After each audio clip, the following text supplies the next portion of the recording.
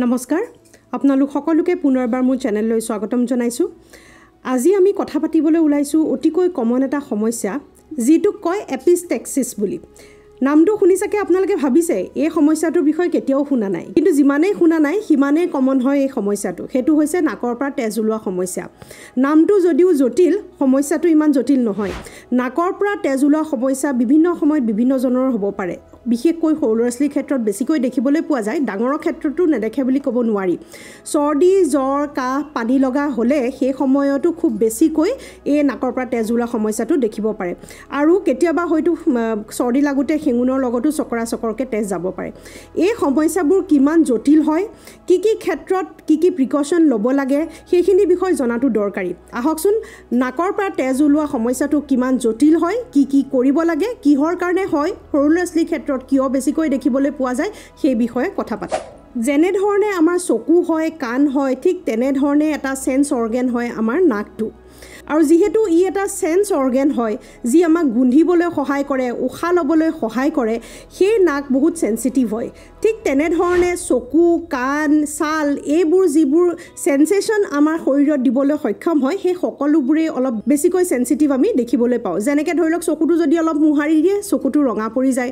নাকৰ পৰা তেনেকৈ সাধাৰণকৈ তেজ ওলোৱা দেখিবলৈ পোৱা যায়। কাণৰ বিষো খুব কমনকৈ দেখিবলৈ পোৱা যায়, কিয়নো এইসমূহত যিটো তেজ চলাচল, সেই তেজ চলাচলটো অলপ বেছিকৈ থাকে, কাৰণ ইয়াৰ সহায়তে আমি চেন্সেছখিনি পাবলৈ সক্ষম হওঁ।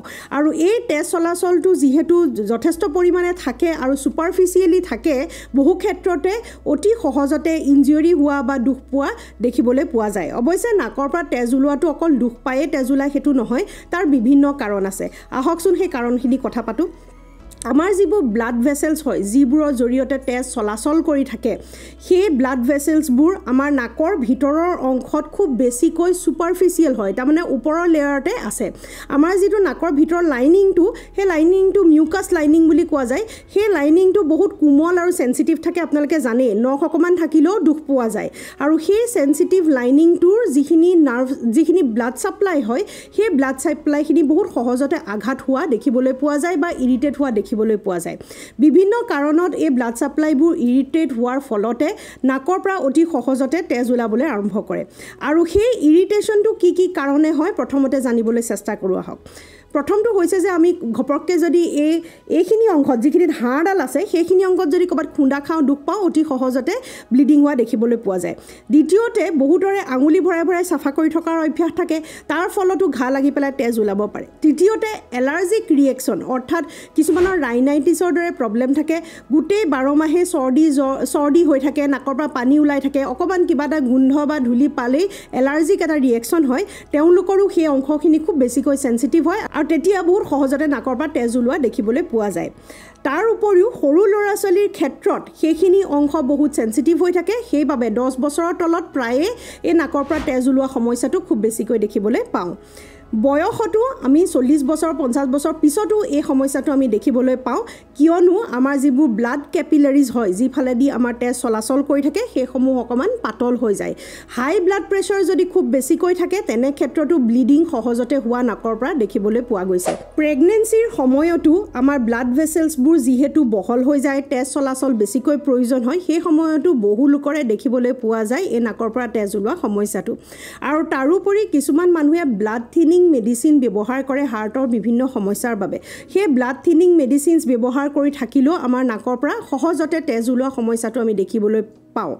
ব্লাড ক্লট হোৱাৰ সমস্যা কাৰোবাৰ যদি আছে, তেনে ক্ষেত্ৰতো নোজ ব্লিডিং আমি খুব সহজতে দেখিবলৈ পাওঁ। এইখিনি হৈছে বিশেষ কাৰণ যাৰ বাবে আমি নাকৰ পৰা তেজ ওলোৱা দেখিবলৈ পাওঁ। প্ৰকৃততে নাকৰ পৰা তেজ ওলোৱাটো কিমান ডাঙৰ সমস্যা বা কি কৰিব লাগে? সাধাৰণতে নাকৰ পৰা তেজ ওলোৱা সমস্যাটো চিন্তা কৰিবলগীয়া কথা নহয়, কিয়নো যিহেতু ই চেন্সিটিভ হয়, সেইবাবে সি ৰিয়েকশ্যন দিয়ে। এই যিটো তেজ ওলায় সেয়াই বহুত ডাঙৰ সমস্যাৰ সৃষ্টি কৰিব নোৱাৰে কিন্তু আমাৰ সকলোৰে মনত তেজ বুলি ক'লে ভয় ভাৱ এটা থাকে তেজ ওলালে আমি প্ৰায়ে ভয় কৰোঁ আৰু ঠিক তেনেধৰণে নাকৰ পৰা হুৰহুৰাই যেতিয়া তেজ ওলাই আহে আমাৰ বিৰাট ভয় লাগিবলৈ আৰম্ভ কৰে ইয়াতে ভিডিঅ'ৰ যোগে আপোনালোকক কৈ থওঁ যে অতি বেছি চিন্তিত নহ'ব তাৰ জেগাত যেতিয়া তেজ ওলাব তাৰ সঠিক প্ৰিভেনশ্যনটো ল'বলৈ চেষ্টা কৰিব কি কৰিব লাগে সেইখিনি জানিব লাগে আৰু সেই সময়ত যিমান পাৰে ঠাণ্ডা হৈ পিছফুলি কামখিনি কৰিবলৈ চেষ্টা কৰিব লাগে এংজাইটি টেনশ্যনত ভুগিলে আপোনালোকৰ এই ব্লিডিঙৰ সমস্যাটো বাঢ়ি গৈ থাকে নাকৰ পৰা তেজ ওলোৱা সমস্যাটো দুটা প্ৰকাৰৰ থাকে এটা প্ৰকাৰ হৈছে এণ্টেৰিয়ৰ নোজ ব্লিড যিটো আটাইতকৈ বেছি কমন হয় আমাৰ এৱা ভঙা বুলি কওঁ সৰু ল'ৰা ছোৱালী নাকৰ পৰা তেজ ওলায় কেতিয়াবা চৰ্দি পানী লাগিলে এলাৰ্জি হ'লে নাকৰ পৰা তেজ ওলায় এই তেজ ওলোৱাখিনি প্ৰায়ে এণ্টেৰিয়ৰ নোজ ব্লিডিঙৰ বাবে হয় কিন্তু কেতিয়াবা এনেকৈ খেলি থাকোঁতে ক'ৰবাত যদি নাকত জোৰছে দুখ পোৱা যায় বল আহি পেলাই যদি এনেকৈ খুন্দা মাৰি দিয়ে তেনেকুৱা ক্ষেত্ৰতো কেতিয়াবা পষ্টেৰিয়ৰ নোজ ব্লিডিং দেখিবলৈ পোৱা যায়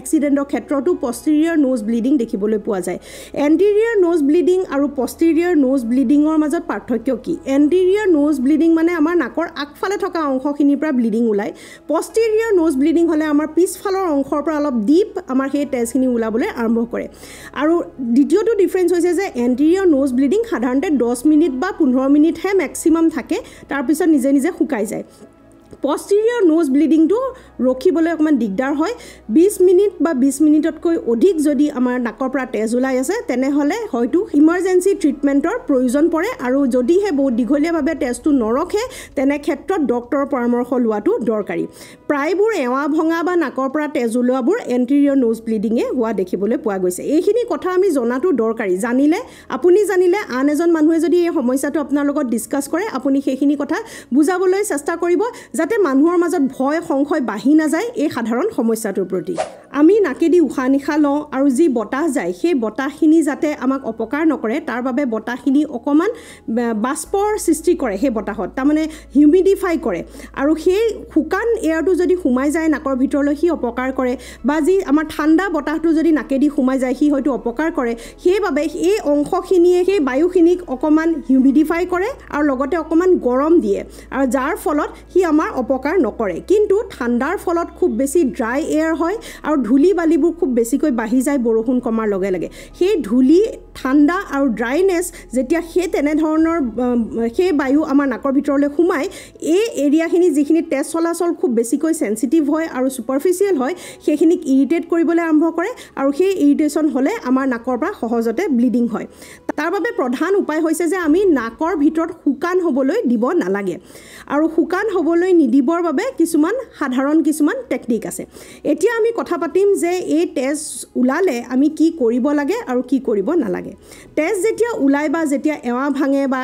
চৰ্দি হ'লেও এনেকৈ ধৰণে তেজ ওলাই আহে তেনে ক্ষেত্ৰত প্ৰায়বোৰ মানুহে শুই দিয়ে ওপৰলৈ মুখ কৰি কিন্তু যিহেতু আমাৰ খাদ্য নলী আৰু উইণ্ড পাইপ দুইটা একদম ওচৰা ওচৰিকৈ আছে সেইবাবে তেনে সহজভাৱে যেতিয়া শুই দিওঁ আমাৰ নাকৰ পৰা সেই তেজখিনি ডিঙিলৈ গুচি যায় আৰু খুব বেছিকৈ ব্লিডিং হ'লে কেতিয়াবা সৰহকৈ যেতিয়া ডিঙিলৈ গুচি যায় সৰু ল'ৰা ছোৱালীৰ ক্ষেত্ৰত বমি বা ইত্যাদি হ'বলৈ আৰম্ভ কৰে আৰু সেই তেজখিনি আমাৰ পেটলৈ গুচি যায় সেইবাবে তাক প্ৰটেকশ্যনৰ বাবে আমি ওপৰলৈ মুখ কৰি শুই দিব নালাগে তাৰ জেগাত আমি এনেধৰণে চিধাকৈ অলপ সময় বহিব লাগে আৰু বহি লৈ পেলাই আঙুলিৰ মূৰকেইটাই নাকৰ যিটো কোমল অংশ সেইখিনিত চেপা মাৰি এনেকৈ ধৰি পেলাই অলপ প্ৰেছাৰ দি পেলাই 5 মিনিট প্ৰথমতে ধৰি চাব লাগে আৰু তাৰ পিছতো যদি ব্লিডিংটো বন্ধ নহয় তেনেহ'লে 10 মিনিট সময় ধৰি চাব লাগে অৱশ্যে এনেকৈ ধৰি এৰি থাকিলে ব্লিডিং বেছি হৈ যায় সেইকাৰণে কণ্টিনিউৱাছ 5 মিনিট ধৰিবলৈ চেষ্টা কৰিব সেই সময়ছোৱাত মুখেদি উশাহ নিশাহ ল'বলৈ চেষ্টা কৰিব ইয়াৰ পিছতে তেজ ওলোৱা সময়ত আৰু এটা কাম কৰিব পাৰে যিটোৱে আমাৰ তেজ চলাচল যোৱা সেই ধমনীসমূহ ঠেক কৰিবলৈ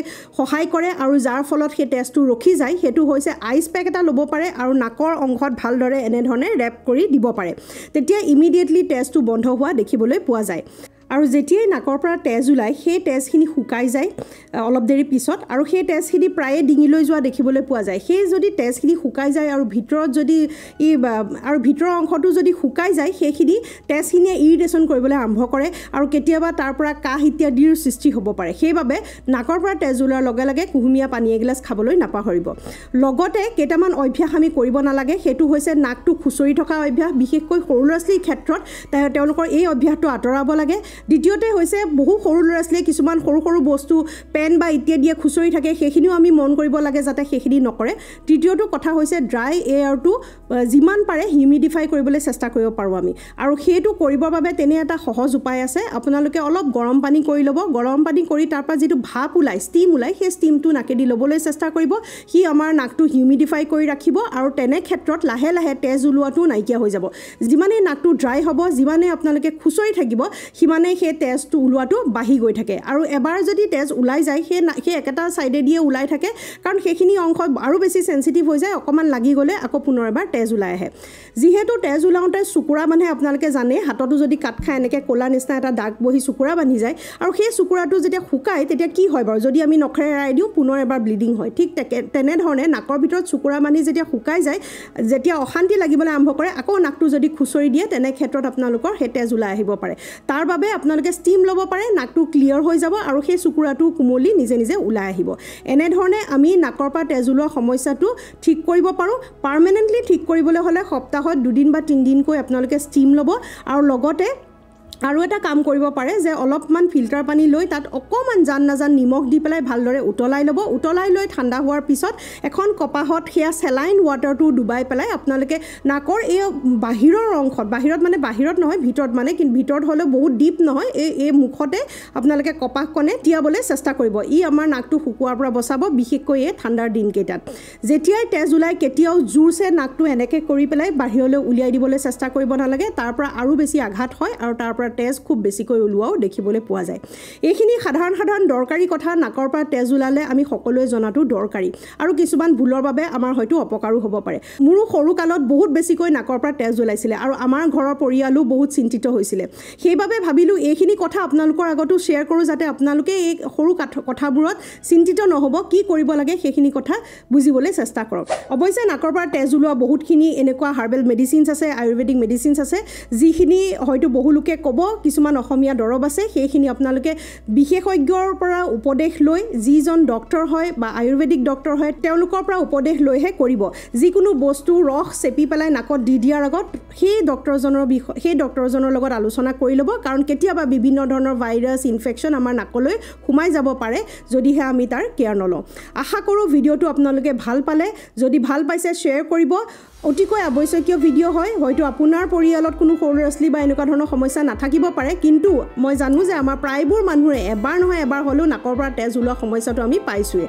সেইবাবে ভিডিঅ'টো যিমান পাৰে শ্বেয়াৰ কৰিলে তেওঁলোকৰো লাভ হ'ব বুলি মই ভাবোঁ। নতুন এটা ভিডিঅ'ৰ যোগেৰে লগ পোৱাৰ প্ৰতিশ্ৰুতিৰে আজিলৈ সামৰোঁ। নমস্কাৰ।